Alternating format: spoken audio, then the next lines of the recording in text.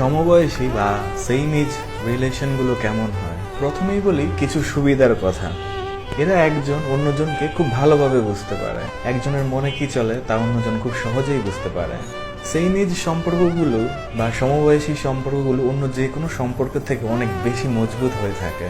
এরা একজন অন্যজনকে অনেক বেশি সাপোর্ট করতে পারে। সমবয়সী তো ভিতরে অনেকক্ষণ কথা চেপে রাখা যায় না, তাই খুব তাড়াতাড়ি শেয়ার করে ফেলে, তাড়াতাড়ি মন ভালো হয়ে যায়। এদের সব থেকে ভালো দিক হলো এরা রাগ পুষে রাখে না। কোনো কারণে অতিরিক্ত রাগ উঠে গেলে এরা তুই মুড়ে চলে যায়। তারপর শুরু হয় ঝগড়া।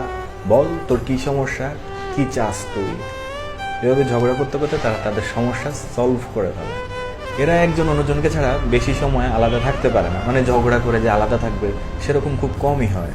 এদের পাগল পাগল লাগে, দুনিয়াদারি আন্ধার হয়ে যায়। এই রিলেশনের সমস্যা একটাই, আর সব থেকে বড় ধরনের সমস্যা, এই ধরনের সম্পর্কে সফলতার হার খুবই কম। দেখা যায় যে মেয়ের বিয়ের বয়স হয়ে যায়, সমবয়স তো, অন্যদিকে ছেলে চাকরি হচ্ছে না, মেয়ের বিয়ের প্রেশার, ছেলে দিশেহারা। এরপর একদিন জানতে পারে যে মেয়ে বিয়ে করে অন্যের ঘরে চলে গেছে। তবে এই ক্ষেত্রে মেয়ে যদি একটু ধৈর্য ধরে অপেক্ষা করতে পারেন, বাসায় ম্যানেজ করতে পারে, আর ছেলেকে যদি সবসময় প্রেরণা দিতে থাকে যে তুমি চাকরির ব্যবস্থা করো, চাকরিতে ঢোকো, একটা কিছু করো, তখন কিন্তু এই ধরনের সম্পর্কের সফলতার হার বেড়ে যায়। আর এদের যদি বিয়ে হয়, এরা সব থেকে হ্যাপি কাপলে পরিণত হয়।